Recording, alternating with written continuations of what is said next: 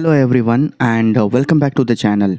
हमारे crash course series के अंदर आज का नया लेक्चर है that is kinetic theory of gases and radiation. आज के लेक्चर में हम लोग इसके रिलेटेड जितने भी फॉर्मूलेज और जितने भी इम्पोर्टेंट कॉन्सेप्ट्स हैं उन्हें रिवाइज़ करेंगे और नेक्स्ट लेक्चर के अंदर जो PYQs है 2024 के उन्हें हम सॉल्व करेंगे। तो चलिए शुरू करते हैं फर्स्ट पॉइंट से, दैट इज़ आइडियल गैस। इसके अंदर पहला पॉइंट है आइडियल गैस। काइनेटिक थ्योरी जो होती है उसके अंदर जनरली जो हम गैस कंसीडर करते हैं वो आइडियल होती है। तो इसके अंदर एग्जैक्टली स्टडी क्या करना होता है वो भी हम समझेंगे और आइडियल गैस क्या होता है उसे भी हम समझने की कोशिश करेंगे। इस तरह से अगर हम कोई कंटेनर कंसीडर करते हैं कि जिसके अंदर गैस फिल की हुई है, इस तरह से उसके अंदर गैस मॉलिक्यूल्स होंगे। ये जो गैस मॉलिक्यूल्स है ये रैंडम मोशन के अंदर होते हैं। फॉर एग्ज़ाम्पल अगर हम ये मॉलिक्यूल कंसीडर करेंगे तो ये रैंडमली एक स्ट्रेट लाइन मोशन परफॉर्म करेगा जब तक उसके सामने कोई ऑब्स्टेकल नहीं आता। ऑब्स्टेकल दो टाइप के होंगे, एक तो वहाँ पर दूसरा मॉलिक्यूल होगा या वॉल्स ऑफ द कंटेनर होंगे। तो पहला यहाँ से शुरू करने के बाद में फॉर एग्ज़ाम्पल इस डायरेक्शन के अंदर वो मूव कर रहा है तो इस वॉल के ऊपर वो कोलाइड करेगा। कोलिजन होने के बाद में जैसा एक टेनिस बॉल होता है या कोई रबर बॉल होगा वो जैसा बाउंस होता है उसी तरह से ये भी बाउंस होगा। फिर उसके बाद में दूसरे वॉल से फिर से बाउंस होने के बाद में वो दूसरे तरफ आ जाएगा। और अगर इसके पाथ के अंदर कोई मॉलिक्यूल आ गया, फॉर एग्जांपल इसके पाथ के अंदर ये मॉलिक्यूल आ गया तो इसके साथ में वो कोलिजन करने के बाद में उसका जो पाथ है वो चेंज कर देगा। इस तरह से वो किसी दूसरे पाथ में चले जाएगा। फिर से दूसरा मॉलिक्यूल आ गया, फिर से उसका पाथ चेंज हो जाएगा। जब तक दूसरा कोई ऑब्स्टेकल उसके सामने नहीं आता तब तक वो इसी तरह से स्ट्रेट लाइन मोशन परफॉर्म करने वाला है। तो जो नॉर्मल गैस होती है या कोई भी गैस ले लो, इस तरह से उसके अंदर मॉलिक्यूल जो होते हैं रैंडम मोशन के अंदर होते हैं। तो उस रैंडम मोशन का जो स्टडी होता है वो काइनेटिक थ्योरी ऑफ गैसेस के अंदर आता है। दो टाइप की गैसेस होंगे, पहली होगी उसके अंदर आइडियल गैस और दूसरी होंगी रियल गैस। तो आइडियल गैस मतलब क्या कि ये जो दो मॉलिक्यूल, फॉर एग्जांपल दो मॉलिक्यूल्स हैं, ये जो दो मॉलिक्यूल्स होंगे उन दोनों के बीच में इंटरमॉलिक्यूलर फोर्सेस अगर ज़ीरो होगा, किसी भी टाइप का मॉलिक्यूलर फोर्स दोनों के बीच में नहीं होगा तो वो जो गैस होगी वो होगी आइडियल गैस। कोई भी मॉलिक्यूल, फॉर एग्जांपल ये हो गया, ये जितने भी मॉलिक्यूल्स हैं उन सभी मॉलिक्यूल्स के बीच में जो इंटरमॉलिक्यूलर फोर्स है वो कितना होगा, ज़ीरो। तो उस टाइप की गैस को क्या बोलेंगे, आइडियल गैस। बट प्रैक्टिकली अगर देखेंगे तो इस टाइप की गैस प्रेजेंट नहीं होती है, वहाँ पर प्रेजेंट होती है रियल गैस। रियल गैस बोलेंगे हम उसे, रियल गैस या नॉर्मल गैस। तो आइडियल गैस का कन्वर्जन रियल गैस में करने के लिए हम दो प्रोसेसेस फॉलो कर सकते हैं। एक तो इस गैस का टेम्परेचर हाई करना है, हाई टेम्परेचर अगर हाई करेंगे तो क्या होगा, टेम्परेचर हाई करने के बाद में ये जो मॉलिक्यूल्स हैं इन मॉलिक्यूल का स्पीड इंक्रीज हो जाएगा। स्पीड इंक्रीज हो गया तो ये एक दूसरे से ज़्यादा देर तक के लिए दूर हो जाएंगे। तो अगर ये दूरी हो गई उनके बीच में तो वो गैस किस रियल गैस आइडियल गैस में कन्वर्ट हो जाएंगे। उसके बाद में दूसरी प्रोसेस होती है इसके अंदर लो प्रेशर को अगर लो करना होगा तो वॉल्यूम को इंक्रीज करना होगा अकॉर्डिंग टू बॉयल्स लॉ जो हम आगे देखने वाले हैं।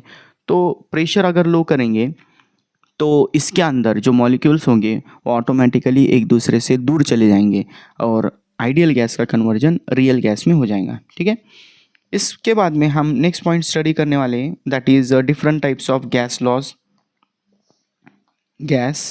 लॉज। उनका बस हमें फॉर्मूला इंपॉर्टेंट है क्योंकि स्टेटमेंट वगैरह जो बोर्ड एग्ज़ाम के लिए होता है वो तब तक के लिए ठीक है इनका स्टेटमेंट, बट हमें आप न्यूमेरिकल सॉल्व करने हैं, क्वेश्चन सॉल्व करने हैं तो उसके लिए फॉर्मूला रिक्वायर्ड है बस। तो उसके अंदर सबसे पहला लॉ देखेंगे हम, the first law is Boyle's law क्या है, at constant temperature pressure is inversely proportional to volume और volume is inversely proportional to pressure. ये उसका फॉर्मूला होता है। वॉल्यूम और प्रेशर के बीच में इन्वर्स रिलेशन है, बट ये करते वक्त टेम्परेचर कैसा है, यहाँ पर कांस्टेंट है, टेम्परेचर चेंज होने वाला नहीं है। Okay, this is Boyle's law. Then the second law is, अब इसकी जो इक्वेशन होती है वो इक्वेशन भी देख लो, that is PV is equals to constant होगा, PV is equals to constant. Okay, Then the second law is Charles law. Second law है चार्ल्स लॉ. चार्ल्स लॉ के अंदर अब जैसे इसके अंदर टेम्परेचर कांस्टेंट था, इसी तरह से इसके अंदर भी एक टर्म कांस्टेंट होगी और वो टर्म है प्रेशर. प्रेशर कांस्टेंट हो गई तो दो टर्म्स बाकी रह गए, that is volume and temperature. दोनों के बीच में डायरेक्ट रिलेशन है. वॉल्यूम इंक्रीज होगा तो टेम्परेचर इंक्रीज होगा, या वॉल्यूम डिक्रीज होगा तो टेम्परेचर भी डिक्रीज होगा. ठीक है, तो इस वक्त प्रेशर कैसा है, कांस्टेंट है, प्रेशर कांस्टेंट होगा. Okay, this is Charles law. इसकी जो इक्वेशन होगी वो V upon T is equals to constant होगी. Then the third law is Gay-Lussac's law. Gay-Lussac's law. अब ये जो लॉ है इसके अंदर भी कोई एक टर्म कांस्टेंट होगी और दो टर्म्स के बीच में रिलेशन होगा, दैट इज प्रेशर. यहाँ पर आ जाएगा pressure. Pressure is directly proportional to temperature और इस वक्त वॉल्यूम जो होगा वो कांस्टेंट होगा. At constant volume the pressure is directly proportional to temperature and the equation is given by P upon T equals to constant. Okay, अब ये जो तीनों लॉज है इनको अगर हम एक जगह जमा करते हैं तो हमें एक इक्वेशन मिलेंगे and that equation is PV is equals to nRT. This is ideal gas equation. क्या होती है ये, आइडियल गैस इक्वेशन. बहुत इंपॉर्टेंट इक्वेशन है और हम बहुत सी मर्तबा जब क्वेश्चन सॉल्व करते हैं तो ये जो इक्वेशन है ये हम यूज़ करने वाले हैं. ठीक है, तो इसके अंदर जो टर्म्स हैं बेसिकली ये हो गया pressure, this is volume, this is temperature. ये तीन तो ठीक है. इसके बाद में यहाँ पर R है. R क्या होता है, R is ideal gas constant और उसकी वैल्यू कितनी होती है 8.314. और जब उसके बाद में SI यूनिट्स हो गए, उसकी कोई रिक्वायरमेंट नहीं है, या समझने के लिए लिख भी लेते हैं हम. उसका यूनिट होता है जूल पर मोल पर केल्विन. ठीक है, तो जब हम क्वेश्चन सॉल्व करते हैं तो इसे लिखने के लिए 8.314 की जगह हम डायरेक्टली 25/3 भी ले सकते हैं. 25/3 बस क्वेश्चन के अंदर कैलकुलेशन को कम करने के लिए हम कभी कभी ले सकते हैं. उसके बाद में दूसरी टर्म है यहाँ पर n. n is number of moles and these number of moles, that is n, is given by the formula. पहला, उसके अंदर पहला फॉर्मूला है mass of gas denoted by m and divided by molar mass. Divided by क्या होगा यहाँ पर, molar mass. ये उसका पहला फॉर्मूला है, molar mass denoted by m0. Okay, उसके बाद में इसका दूसरा फॉर्मूला, अल्टरनेट फॉर्मूला होगा, that is number of molecules denoted by n and divided bye, नीचे क्या हो जाएगा, नीचे यहाँ पर एवोगाद्रोज नंबर होगा, Avogadro's number and this is denoted by Na. ये उसका सिंबल होगा.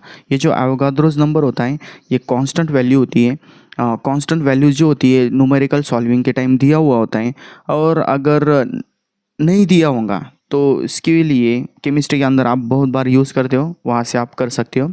यहाँ पर बस हमें एक फॉर्मूला और रिक्वायर्ड है, जो R होता है that is ideal gas constant. उसके लिए एक फॉर्मूला आ जाता है यहाँ पर Na into Kb. Okay, Avogadro's number into Boltzmann constant. ठीक है, तो ये जो वैल्यूज़ होते हैं अगर हम इन्हें पुट करेंगे तो हमें यहाँ पर फिर से 8.314 मिल जाएगा. ओके, वैल्यूज़ की ज़रूरत नहीं है क्योंकि क्वेश्चन के अंदर CET के जितने भी क्वेश्चन होते हैं उसके अंदर अगर वो डाटा रिक्वायर्ड है तो उसी क्वेश्चन के अंदर दिया हुआ आता है, तो आप लोगों को ये याद करने की ज़रूरत नहीं है. ओके, उसके बाद में शुरुआत में हमने जो रैंडम मोशन देखा था गैस का, तो उसके अंदर एक बात हमने क्लियर की थी कि इस तरह से, फिर से मैं इस पॉइंट के ऊपर आ जाता हूँ यहाँ पर. ओके, मॉलिक्यूल जो होगा, मॉलिक्यूल क्या कर रहा है, इस तरह से यहाँ से स्टार्ट करने के बाद में किसी रैंडम डायरेक्शन के अंदर मूव करने वाला है, वहाँ से कोलिजन होने के बाद में दूसरी तरफ जाने वाला है दूसरे मॉलिक्यूल के साथ में, या वॉल्स के बाद में वॉल के ऊपर कोलिजन होने के बाद में फिर से उसका पाथ चेंज होने वाला है। तो इस तरह से वो जो रैंडम मोशन है उसके अंदर मल्टीपल टाइम्स कोलिजन हो रहा है। तो कोलिजन के टाइम पर वो जो दो कोलिजन के बीच में डिस्टेंस कवर करने वाला है, that distance is known as mean free path. क्या बोलेंगे उसे? Free path. सिंपली बोलते हैं free path. For example, molecule ने इसकी जर्नी यहाँ से शुरू की, वो इस वॉल की तरफ बढ़ गया, इस तरह से यहाँ तक आ गया। ओके, तो यहाँ पर कोलिजन होने वाला है, यहाँ पर फर्स्ट कोलिजन हो गया। क्या हो गया? First collision. फर्स्ट कोलिजन के बाद में मान लो कि वो इस तरह से इस डायरेक्शन के अंदर गया, तो यहाँ पर मॉलिक्यूल है, मतलब यहाँ पर सेकंड कोलिजन होने वाला है। तो यहाँ पर फर्स्ट कोलिजन से सेकंड कोलिजन के बीच में जो डिस्टेंस कवर करने वाला है that is known as free path. ठीक है, फ्री पाथ। और ये जो फ्री पाथ है वो हर बार चेंज होने वाला है, तो इसीलिए हम यहाँ पर कंसीडर करते हैं मीन फ्री पाथ। क्या लेने वाले हैं? Mean free path. Mean free path of the molecule is given by lambda is equals to lambda mean free path के लिए हम एक सिंबल यूज़ करने वाले। वेवलेंथ के लिए जो होता है वैसा ही सिंबल है, बस यहाँ पर मीन फ्री पाथ के लिए होगा वो। ठीक है, उसका फॉर्मूला होता है 1/√2π d² इंटू, यहाँ पर हम रो से दिखा लेंगे। ठीक है, रो का मीनिंग मैं आप लोगों को बाद में बताता हूँ। पहले तो देखो, जो लैम्बडा होता है, lambda is inversely proportional to, first thing inversely proportional to d²। That is जो डायमीटर होगा मॉलिक्यूल का उसके इनवर्स प्रोपोर्शन में। ऑब्वियसली यहाँ पर डायमीटर मॉलिक्यूल का ज़्यादा होगा, तो उसकी वजह से जो कोलिजन है वो जल्दी होने वाला है। कोलिजन जल्दी हो गया तो उसकी वजह से जो मीन फ्री पाथ होगा वो कम होगा। ओके, उसके बाद में दूसरी टर्म यहाँ पर रो लिया है हमने। Rho is number of molecules per unit volume. Number of molecules per unit volume मतलब जितने ज़्यादा, यहाँ पर अगर हम देखेंगे इसके अंदर वैल्यूज़ पुट करेंगे तो लैम्बडा का वॉल्यूम के साथ में डायरेक्ट रिलेशन आ जाएगा। लैम्बडा का वॉल्यूम के साथ में डायरेक्ट रिलेशन, और लैम्बडा का जो नंबर ऑफ मॉलिक्यूल्स है उसके साथ में इनवर्स रिलेशन आ जाएंगे, क्योंकि वॉल्यूम ज़्यादा होगा तो कोलिजन के लिए ज़्यादा वहाँ पर स्पेस मिलेगा और उसकी वजह से मीन फ्री पाथ बढ़ जाएगा। नंबर ऑफ मॉलिक्यूल ज़्यादा हो जाएंगे तो मल्टीपल टाइम्स वहाँ पर वो जो कोलिजन है वो होने वाला है। ठीक है, तो इसीलिए यहाँ पर जो डेंसिटी होती है उसके वो इनवर्स रिलेशन में है। ठीक है, देन उसके बाद में हम नेक्स्ट पॉइंट देखने वाले हैं, that is pressure exerted by gas. Ideal gas, ideal gas जो प्रेशर एक्सर्ट करने वाली है उसका एक फॉर्मूला होता है, वहाँ से हम शुरू करेंगे। Pressure of ideal gas.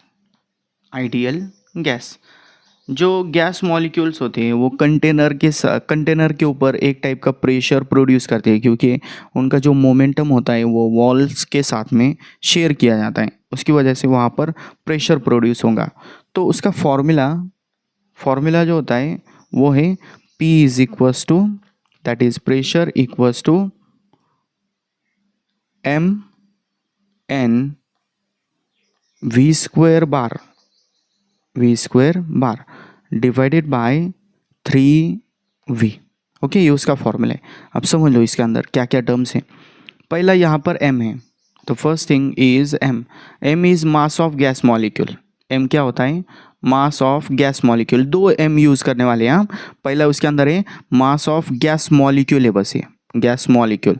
उसके बाद में दूसरी टर्म है यहाँ पर n is the number of molecules.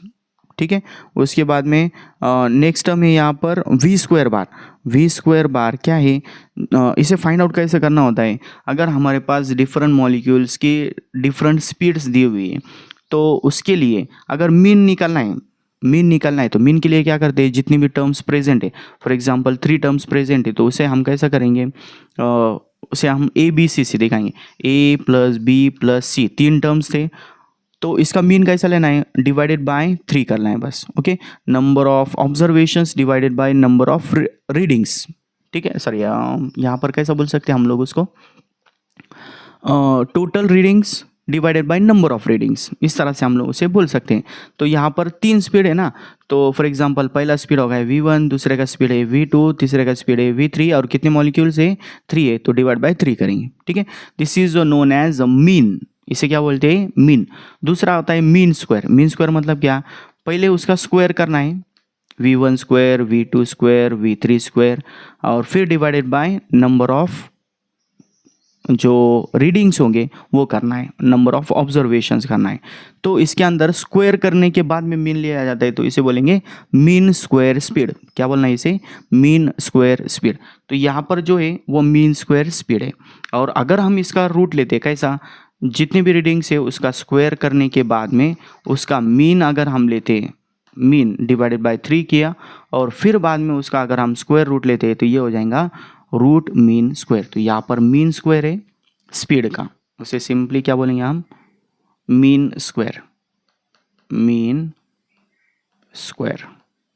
ठीक है, तो इस तरह से ये प्रेशर का फॉर्मूला है। अगर हम यहाँ पर m इंटू एन इसकी वैल्यू पुट करते हैं तो वो हो जाएगा टोटल मास। यहाँ पर हमें क्या मिलेगा, प्रेशर का formula P is equals to ये हो जाएगा m v square bar and divided by क्या आ जाएगा 3v, 2v, हाँ एक स्मॉल v स्पीड के लिए, कैपिटल v यहाँ पर वॉल्यूम के लिए, और m इंटू एन करने के बाद कैपिटल एन लिया, कैपिटल m आया है। Capital M means total mass of the gas, क्योंकि एक मॉलिक्यूल का m है, n नंबर ऑफ मॉलिक्यूल्स है, तो उसका टोटल मास क्या हो जाएगा, कैपिटल M हो जाएगा। ठीक है, उसके बाद में यहाँ पर हम जो डेंसिटी है, डेंसिटी का फॉर्मूला यूज़ कर सकते हैं। डिफरेंट टाइप के जो वैल्यूज़ है वो अगर हम पुट करते हैं तो उसकी कुछ ज़रूरत नहीं होती है, डायरेक्टली हम लोग एक फॉर्मूले की तरफ आते हैं। इसके ऊपर से हमें एक फॉर्मूला मिलने वाला है वी स्क्वायर बार का, V square bar, V square bar is equals to यहाँ पर क्या है 3PV, 3PV डिवाइडेड बाय क्या है m।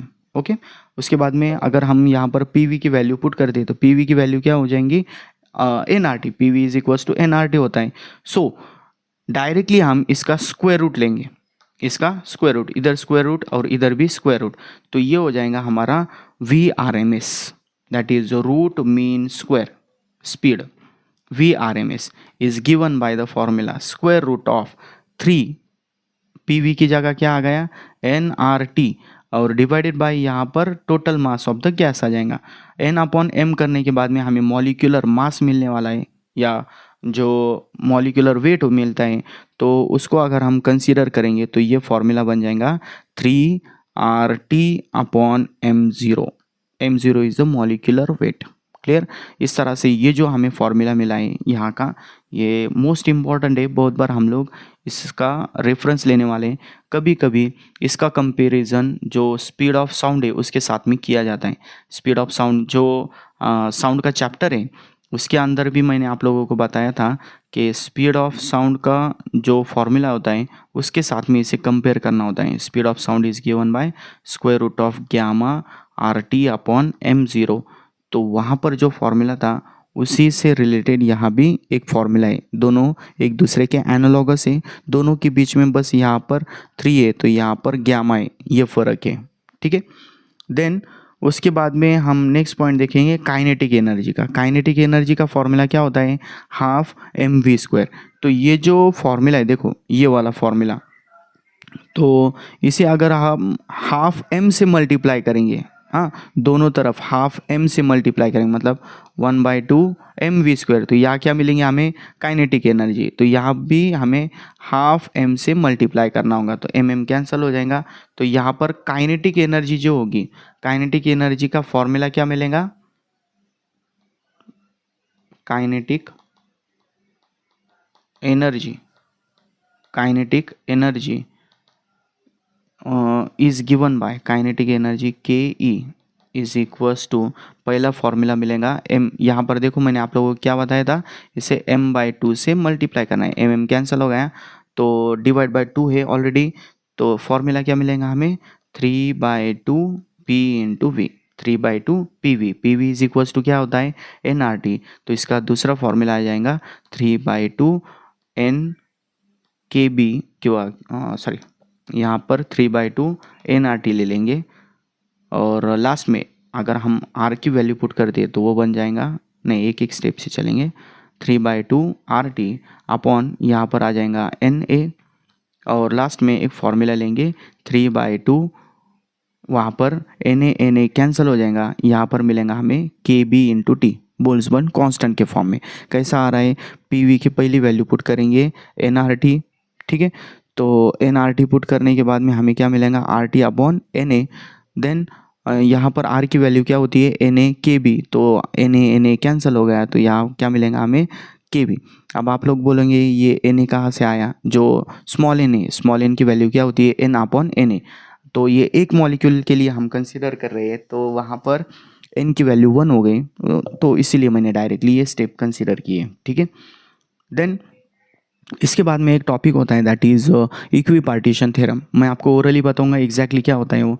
सिंपली अगर हम कंसिडर करते हैं कोई मॉलिक्यूल, तो उसकी पोजीशन दिखाने के लिए 3 कोऑर्डिनेट की ज़रूरत होती है, X Y Z. For example X axis हो गया, वाई एक्सिस हो गया, और इधर जेड एक्सिस होगा। तो इन तीनों एक्सिस के अलॉन्ग जो उसका टोटल स्पीड होगा या टोटल काइनेटिक एनर्जी होगी वो इतनी है। तो हर एक्सिस कितना दे रहा है, इसे डिवाइड बाय 3 करेंगे तो कितना दे रहा है वो, हाफ KBT। तो हर एक्सिस के अलॉन्ग उसका जो कंट्रीब्यूशन होगा वो हाफ KBT है, ओके। तो इसे समझने के लिए आगे हम जाकर जो डिग्रीज ऑफ फ्रीडम देखने वाले उसके अंदर आप लोगों को और भी क्लैरिटी मिल जाएंगी। तो काइनेटिक एनर्जी के लिए जनरली आप लोगों को ये फॉर्मूला यूज़ करना होगा, ओके। उसके बाद में नेक्स्ट टॉपिक हम देखेंगे that is degrees of freedom.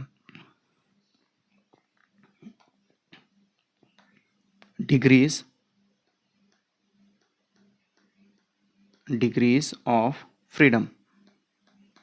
तो डिग्रीज ऑफ फ्रीडम एग्जैक्टली क्या होता है, पार्टिकल की पोजीशन को दिखाने के लिए या पार्टिकल की मूवमेंट के लिए जितने भी कोऑर्डिनेट्स की रिक्वायरमेंट होती है उसे हम बोलेंगे degrees of freedom, okay. The total number of independent quantities required to describe completely the position and configuration of the system। जो मॉलिक्यूल्स होंगे उनकी मूवमेंट को दिखाने के लिए, पोजीशन या कॉन्फ़िगरेशन को दिखाने के लिए जो नंबर ऑफ कोऑर्डिनेट्स रिक्वायर्ड होते हैं, नंबर ऑफ क्वांटिटीज़ रिक्वायर्ड होते हैं, उसे हम बोलेंगे डिग्रीज ऑफ फ्रीडम। तो उसके अंदर अगर हम पहला कंसीडर करते हैं, फॉर एग्जांपल हमारे पास कोई मोनो एटॉमिक गैस है, मोनो एटॉमिक गैस के लिए यहाँ पर फॉर एग्जांपल एक सिंगल मॉलिक्यूल है, सॉरी सिंगल एटम है, सिंगल एटम। तो सिंगल एटम की पोजीशन को दिखाने के लिए, फॉर एग्जांपल वो सिंगल एटम है, ये सिंगल एटम की पोजीशन दिखाने के लिए 3 कोऑर्डिनेट की ज़रूरत है। वो 3 कोऑर्डिनेट्स कौन कौन से, वो एक्स कोऑर्डिनेट कितना है उसका, वाई कोऑर्डिनेट कितना है, और जेड कोऑर्डिनेट कितना है। तो ये सिंगल एटम जो है उसकी पोजीशन को दिखाने के लिए 3 कोऑर्डिनेट्स की ज़रूरत है। तो मोनो एटॉमिक गैस के लिए जो डिग्रीज ऑफ फ्रीडम होगा, डिग्रीज ऑफ फ्रीडम उसे हम F से दिखाएंगे।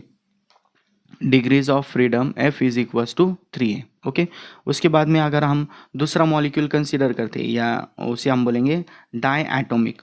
तो डाई एटॉमिक के लिए जो डिग्रीज ऑफ फ्रीडम होगा, तो उसके अंदर पहले तो अगर उसके अंदर हम जो ट्रांसलेशनल, रोटेशनल, वाइब्रेशनल, ऐसे 3 टाइप के जो डिग्रीज ऑफ फ्रीडम होते हैं वो अगर कंसीडर करते हैं, तो सबसे पहले देखो डायटोमिक मॉलिक्यूल है। इस तरह से डायटोमिक मतलब कैसा, एक सिंगल एक्सिस है, इसके ऊपर 2 एटम्स रखे हुए हैं इस तरह से। तो ये जो रॉड है, फॉर एग्जांपल इस तरह से एक रॉड या डंबल फॉर्म हो गए हैं, इसे अगर हम फेंकेंगे, थ्रो करेंगे, तो थ्रो करने के बाद में वहाँ पर उसकी लोकेशन को दिखाने के लिए पहली ज़रूरत होती है ट्रांसलेशनल डिग्रीज ऑफ फ्रीडम कितने, मतलब उसकी पोजीशन को दिखाने के लिए 3 कोऑर्डिनेट की ज़रूरत है। तो इसके अंदर पहला हो गया ट्रांसलेशनल, पहला कौन सा हो गया, ट्रांसलेशनल डिग्रीज ऑफ फ्रीडम कितने हो गए, इसके 3 हो गए, क्योंकि इसकी पोजीशन दिखाने के लिए 3 कोऑर्डिनेट्स की ज़रूरत है, ओके। मान लो कि कोई डंबल है, उसे आप लोगों ने फेंक दिया, तो उसकी लोकेशन को रैंडमली किसी लोकेशन को दिखाने के लिए 3 कोऑर्डिनेट्स की ज़रूरत होती है, ठीक है।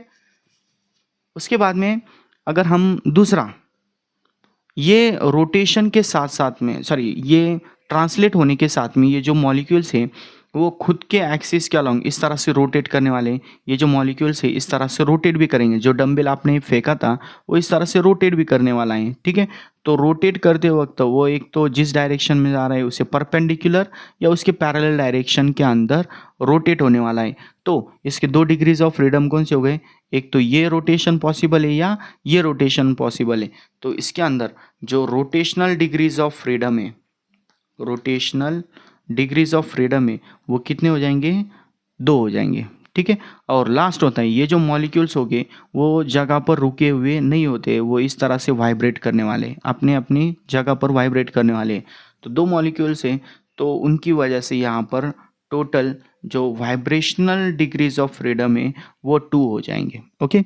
इस तरह से ट्रांसलेशनल 3 है, रोटेशनल 2 है और वाइब्रेशनल भी 2 है। तो अगर हम जनरली सिंपल ऐसा दिया हुआ है कि मॉलिक्यूल अगर रिजिड है, रिजिड, तो रिजिड के केस में बस 2 ऐड होने वाले हैं इसके अंदर, ट्रांसलेशनल प्लस रोटेशनल, ये 2 ऐड हो जाने के बाद में टोटल डिग्रीज ऑफ फ्रीडम 5 हो जाएंगे। और अगर वो नॉन रिजिड है, नॉन रिजिड, रिजिड किसे बोलते हैं कि जिसके मॉलिक्यूल्स जगह पर से हिलने वाले नहीं है, पोजीशन चेंज करने वाली नहीं है, तो पोजीशन चेंज नहीं हो रही तो वाइब्रेशनल 0 हो जाएंगे उसके अंदर, और नॉन रिजिड होगा तो वाइब्रेशनल भी ऐड होगा। So total degrees of freedom will be 7।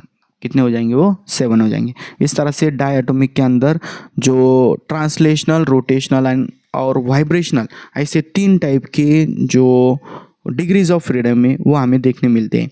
उसके बाद में ट्राई एटॉमिक होता है, उसके बाद में पॉली एटॉमिक होता है, उतनी की ज़रूरत नहीं। और अगर दिया भी होगा, अगर आ भी गया तो उसके लिए क्या करना होता है, वैल्यूज़ कौन सी लेनी है वो क्वेश्चन के अंदर दिया होगा, आप लोगों को बस इतने याद रखने की ज़रूरत है।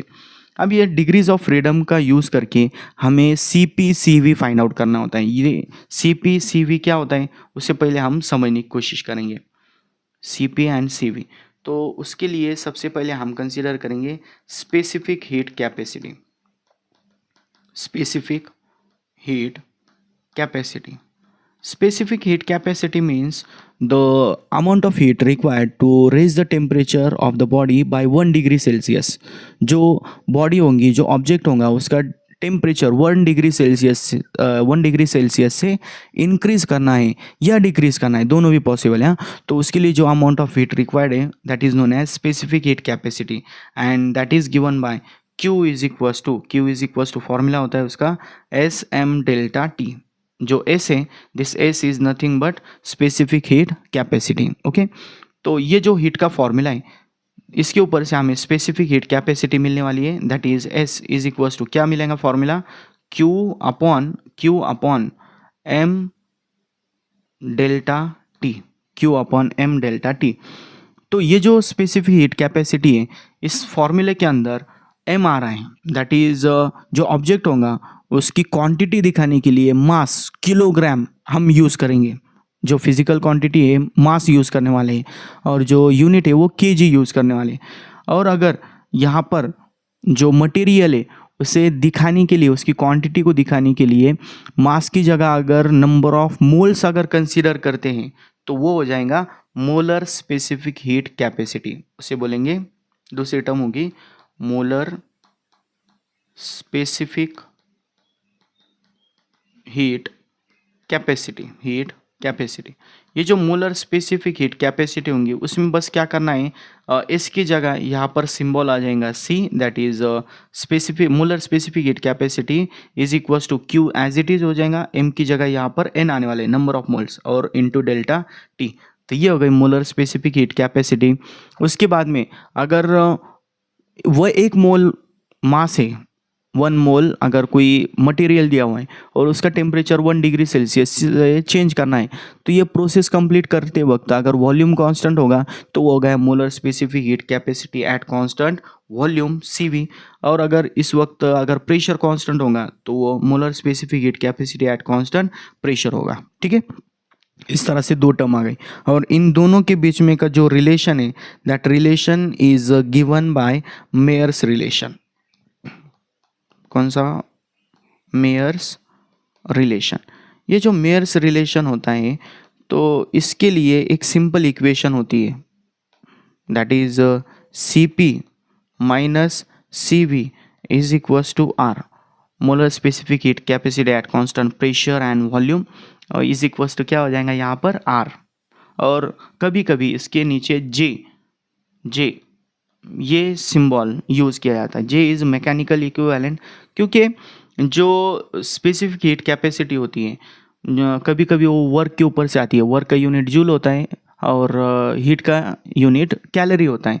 सो वो कन्वर्जन फैक्टर जो होता है उसके लिए हम जी यूज़ करते हैं। तो यहाँ पर बेसिकली हमें कैलोरी में अगर दिया होगा तो 1 कैलोरी की जगह यहाँ पर हम 4.2 जूल ले सकते हैं। ठीक है, तो ये कन्वर्जन फैक्टर है एक टाइप का। तो ये जो मेयर्स रिलेशन है इसके ऊपर से हमें ग्यामा फाइंड आउट करना होता है। ठीक है, ग्यामा।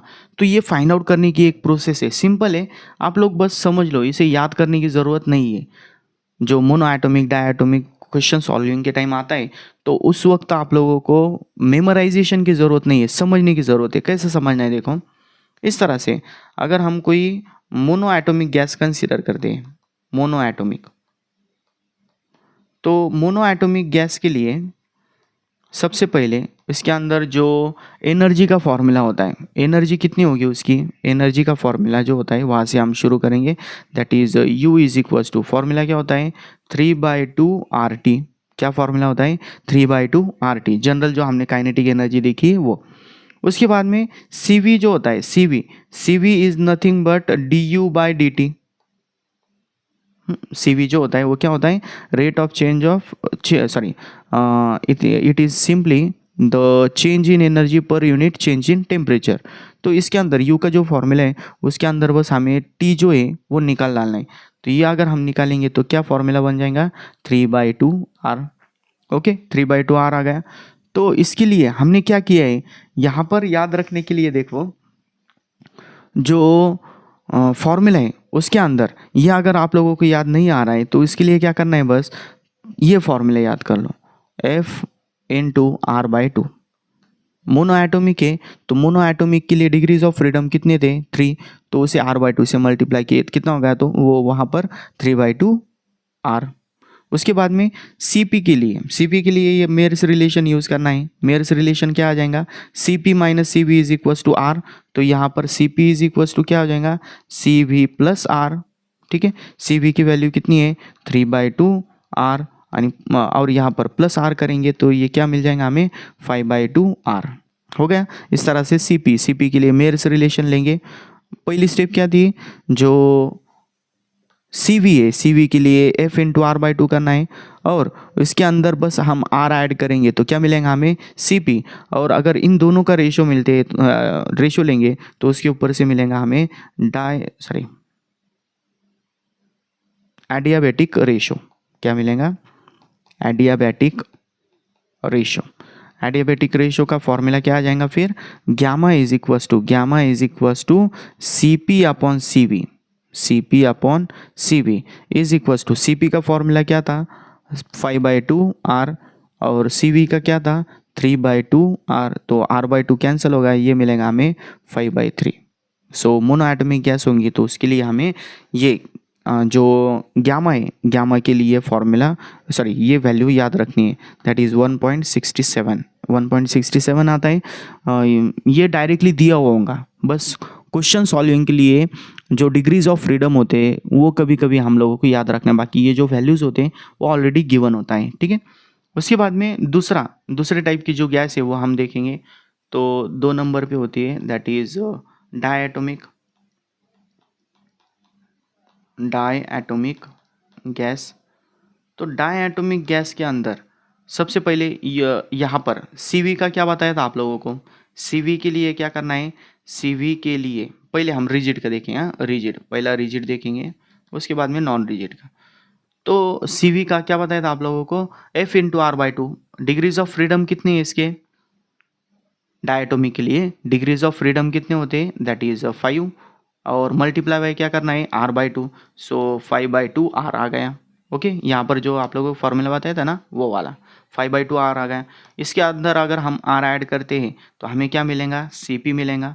सो CP इसके अंदर R ऐड करेंगे तो कितना हो जाएगा 7/2 R, और इन दोनों का रेशियो लेंगे तो क्या मिलेगा हमें, ग्यामा इज इक्वल्स टू कितना आ गया फिर that is 7/2r divided by 5/2 into r/2 cancel होगा एंड दिस विल बिकम 7/5। ठीक है, उसके बाद में अगर हम रिजिड कंसीडर करेंगे, नंबर 2 जो इसका केस होगा दैट इज नॉन रिजिड।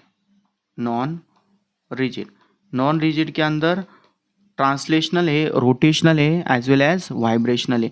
ये अगर तीनों आ गए तो उसके ऊपर से CV कितना आ जाएगा, यहाँ पर बस डिग्रीज ऑफ फ्रीडम 7 हो जाएंगे, 7 इंटू r/2। उसके बाद में CP के लिए r इसके अंदर ऐड करेंगे तो ये हो जाएगा 9/2r, और इसके ऊपर से जो गैमा होगा, गैमा मिल जाएगा हमें दोनों का रेशियो लेने के बाद में दैट इज 9/7। ठीक है, इस तरह से हम जो गैमा होता है एडियाबेटिक रेशियो, इससे हम फाइंड आउट कर सकते हैं। उसके लिए सिंपल सी प्रोसेस होती है। क्लियर हो गया आप लोगों को? देन हमारा नेक्स्ट, अब ये जो यहाँ तक का जो पार्ट था वो काइनेटिक थ्योरी ऑफ गैसेस के अंदर था। अब जो उसका दूसरा पार्ट है दैट इज़ रेडिएशन। रेडिएशन के अंदर बेसिकली अगर किसी सरफेस के ऊपर, पहले मैं पॉइंट लिख लेता हूँ, that is radiation. Next point होगा हमारा रेडिएशन। तो अगर किसी सरफेस के ऊपर मान लो कि हमारे पास कोई इस तरह से कोई सरफेस है, तो इस सरफेस के ऊपर अगर कोई रेडिएशन इंसिडेंट होती है, इस तरह से रेडिएशन इंसिडेंट होती है, तो उसकी जो एनर्जी होगी, the total energy is divided in 3 parts. पहला कुछ पार्ट जो होगा उसका एब्सॉर्ब हो जाएगा, एनर्जी जो रेडिएशन के फॉर्म में आई हुई है उसका कुछ पार्ट एब्सॉर्ब हो जाएगा, कुछ पार्ट जो है वो रिफ्लेक्ट हो जाएगा दैट इज QR, और कुछ पार्ट जो है वो ट्रांसमिट हो जाएगा तो उसे हम QT बोलेंगे यहाँ पर। ओके, तो इस तरह से रेडिएशन आने के बाद में 3 पार्ट्स के अंदर वो डिवाइड हो रहा है, कुछ एब्सॉर्ब होने वाला है, कुछ रिफ्लेक्ट होने वाला है, और कुछ ट्रांसमिट होने वाला है। तो ये जो टोटल एनर्जी है उसे अगर हम QA से डिवाइड करते हैं, Q को अगर हम QA से डिवाइड करते हैं, QA से डिवाइड करने के बाद में हमें मिलेगा coefficient of absorption. Total energy को अगर हम जो रिफ्लेक्टेड एनर्जी है उससे डिवाइड करते हैं तो हमें मिलेगा R, that is coefficient of reflection. और अगर हम टोटल एनर्जी को QT, that is the energy which is transmitted, उससे डिवाइड करते हैं तो हमें मिलेगा यहाँ पर TR, that is coefficient of transmission. और अगर हम तीनों की एडिशन करते हैं that is A plus R plus TR, this will be 1। Okay, तो इसके ऊपर से परफेक्ट रिफ्लेक्टर, परफेक्ट एब्सॉर्बर और परफेक्ट ट्रांसमीटर, ऐसे 3 पॉइंट्स आते हैं। तो उसके अंदर अगर हम कंसिडर करते हैं कि जो ऑब्जेक्ट परफेक्ट एब्सॉर्बर है, तो परफेक्ट एब्सॉर्बर के लिए यहाँ पर R की वैल्यू कितनी है 0, TR की वैल्यू कितनी है 0, तो उसके ऊपर से A की वैल्यू कितनी मिल जाएंगी 1 मिलेंगे। ठीक है, सो जिस ऑब्जेक्ट के लिए कोएफिशिएंट ऑफ एब्सॉर्प्शन 1 है वो जो होगा वो परफेक्ट एब्सॉर्बर होगा। ठीक है, तो प्रैक्टिकली अगर देखेंगे तो ऐसा कोई टाइप का मटेरियल प्रेजेंट नहीं कि जो परफेक्टली एब्सॉर्ब करता है, उसकी जगह कंसीडर करते हैं हम फेरिस ब्लैक बॉडी। ठीक है, उसके अंदर जितने भी रेडिएशंस इंसिडेंट करने वाले हैं, जो लैम्प ब्लैक होता है या जो कोयले की तरह ऐसा कोई कंदील या चिराग होता है, तो उसके ऊपर से जो धुआं जो होगा, धुआं अगर जमा करते हैं तो उसके ऊपर से ऐसा पाउडर फॉर्म ब्लैक पाउडर मिलती है, वो लैम्प ब्लैक होता है, तो वो एक परफेक्ट एब्सॉर्बर होता है। ठीक है, तो यहाँ पर ब्लैक बॉडी के जो डिफरेंट टाइप के पॉइंट्स है उसे हम स्टार्ट करेंगे। तो सबसे पहले हमें एक पॉइंट यहाँ पर समझना होगा दैट इज इमिसिव पावर। एक पॉइंट होगा यहाँ पर emissive power. Emissive power is nothing but first thing it is denoted by E is equals to amount of energy per unit area per unit time. ठीक है, ये होता है emissive power Q/AT। This is sometimes denoted by E और sometimes it is denoted by R। Okay, so this is the amount of heat energy और radiation incident per unit area per unit time।